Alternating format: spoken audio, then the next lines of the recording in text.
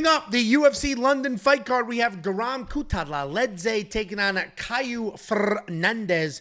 Guram Kutateladze, 13-4 in his career, 3-2 in his last 5. He's coming off that decision win over a short notice Jordan Vucenic, who we will break down later today, taking on Kaue Fernandes, 9-2 in his career, 3-2 in his last 5. Coming off his first UFC win. We all know who Guram is at this point. Phenomenal striker, incredible. Shut up. Phenomenal striker, incredible kicks, good pressure. He does have submissions that he can threaten with if he gets taken down. He's also insanely active on the ground. So if you take him down, you're not just going to be able to settle in. He's going to be moving. He's going to be throwing things up, trying to make stuff happen. On the feet, has legit power, good speed, professional kickboxing experience. It wasn't just a few years ago that we would sit here and say Guram's the next thing. Guram, Demir, those guys are the future of this division. Didn't really play out that way. Did it? He's coming off that short notice win over Jordan Vucenic, where he was dropped early, but then he took over the last couple of rounds. Taking on Kaue.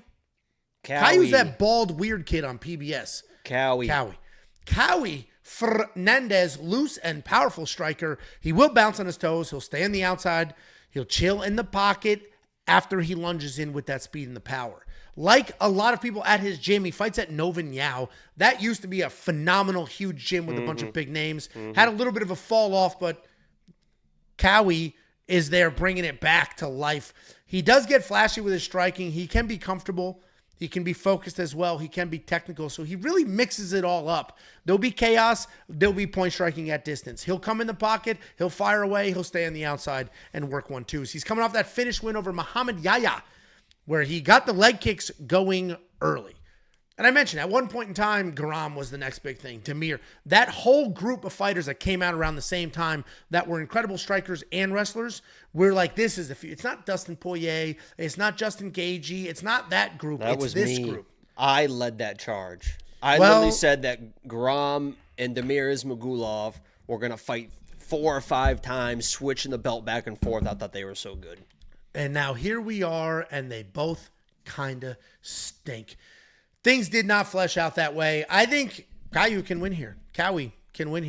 Guram's chin is not what it used to be. We watched him get dropped bad in his last fight. He recovered, but he did get dropped in that fight. 2 fights ago, he was flatlined. Guram is not what he used to be. If he turns into a Nurmagomedov in this fight, that would not surprise me. But I am going to pick Kaue. And I did place a bet on him. I did a win inside the distance decision, no action at plus 250. So if Guram wins a decision, which is possible if he shows up with the wrestling game plan, then we're good. We're good to go. But if Kaue can get it done, if he can get to that chin, if he can stay busy, stay on top, then I'll get paid at plus 250. So I went Fernandez here. He's going to be the pick, and I did a little bit of a bet on him there. What do you think, Jakey Boomba Lutz? Yeah, if Guram looks minus 400, minus 450 in this fight, I think I would be very surprised because Kaue is a guy who is a former lock of the week, so I'm a little bit biased, but usually even when they lose and stuff, I know those fighters pretty well. He's got power in his kicks, in his hands. As Angel mentioned, he will be patient, staying on the outside, which I think is something that Guram is going to struggle with because at some point we got to realize that sometimes fighters are who they are, and they're not who you think they are. And I think these odds are based on who people think Guram is supposed to be. Oh, he's best friends with Chimaev, and he's this ripped guy, and this unbelievable kickboxer, a Muay Thai striker, but he can also wrestle and stuff. And he did show off the wrestling. But the reason he had to show off that wrestling last fight was because he was really struggling on the feet. And that wasn't against a guy that's really known for like phenomenal striking, right? We'll break him down later, but he really is known kind of as a grappler. And he came in short notice, and Guram was able to kind of outwork him on the ground with the full camp. That's how he was able to win that fight. But in this one, if he is going to the wrestling and grappling, Kaue, yeah, he can be taken down in that kind of weird fight versus, what was it, DeCasey or whatever. He was getting taken down and held down, but even off his back, he is pretty active off his back. And I think with a full camp, if Guram thinks he's just going to take this guy and hold him, I think he's going to be in a little bit of trouble. And on the feet, we've seen that Guram might not be as good a striker as we think he is. Maybe, yeah, I mean, he looks fast offensively, and he does a lot of movement, and he's got a nice height guard, but this dude gets hit a lot, and he shows damage bad when he starts getting hit. So even if it's a close decision fight, his nose is going to be bleeding. But the way that what's his name, Kaue? Vucenic, Jordan, right? Yeah. The way that he was just throwing those strikes straight down the fucking pipe and landing on Guram, and now we see the cracks in the chin of Guram. Kaue can throw those same strikes. I mean, just a nice right hand right down the pipe. And like Angelo mentioned, he's got those nasty, heavy calf kicks as well. So if Guram is just can't really close the distance and he's in that kicking range, he's going to be in trouble as well. So I'm picking Kaue. I actually bet Kaue as well because I believe he's going to win this fight, but especially that plus 350 money, I think that's a little bit crazy because he's a durable guy. He's a powerful guy, and Guram just might not be who we think he is. And he's at a good gym.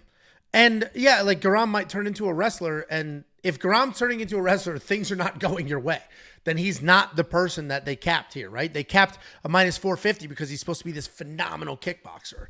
This should be a very fun fight. It's an interesting fight. I love that this is the opening fight of the card. This is a great fight to open up the card to set the tone because this should be fun. Yeah, and I think Guram, I mean, every time he weighs into, he looks like he's about to fucking die. He looks like he's going to die in this picture, and this is post-weigh-ins. No, this is pre-weigh-ins. They filmed these after the weigh-ins. Like 2 days later. Oh, yeah, my bad. I'm an idiot. No, I'm my bad. They take these pictures like Tuesday, I meant to say, fight week. They're not weight cutting just yet. Yeah, he's filled out, yeah. Yeah, my bad. My bad, guys. My bad.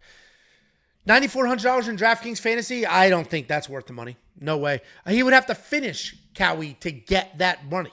To be worth $9,400, he would have to get a finish here. Obviously, if he turns into Nurmagomedov and there's 10 takedowns and a bunch of, he could get there. But I don't think there's a finish. I think this is a pretty competitive fight. I'm not going to spend that $9,400. And if you're building multiple lineups, some exposure to Kaue probably makes some sense. If you do want to check out all the picks, all the bets, all the tools, everything that not only Jacob and I are doing, but Artem, BetSam, the artificial intelligence, every single thing that we offer is only $10 for an entire month. WeWantPicks.com. Click Become a Member at the top. Couple of Super Chatterooskies, $5 from Crips Keeper. Jacob is the lock master. We Want Picks. Great investment. Like this stream if you haven't already. Thank you for the 5 spot. Couple of random chats. Duncan says Angelo Serps Riesling. First of all, I do love wine, and I'm not going to pretend I don't. That's pretending you don't like wine is an insane thing to do. But I do like buttery Chardonnay, not Riesling. It's a little too sweet. This is tequila and club soda. I had margaritas at the what is it when it's tequila, club soda, and lime juice? Ranch waters. I had ranch waters at the Mexican spot, so I had to keep it with the same booze. Trap Lord said, Angela, what's the most money you've placed on a bet? The most money, I'm conservative, Ange, but I did do $1,000 on Michael Chandler to beat Conor McGregor. That was obviously fully refunded, but that's the biggest bet I've ever placed. And this dude says, Caillou, this is the little bald weird kid on PBS. That's not who I'm talking about. My bad, guys. My bad.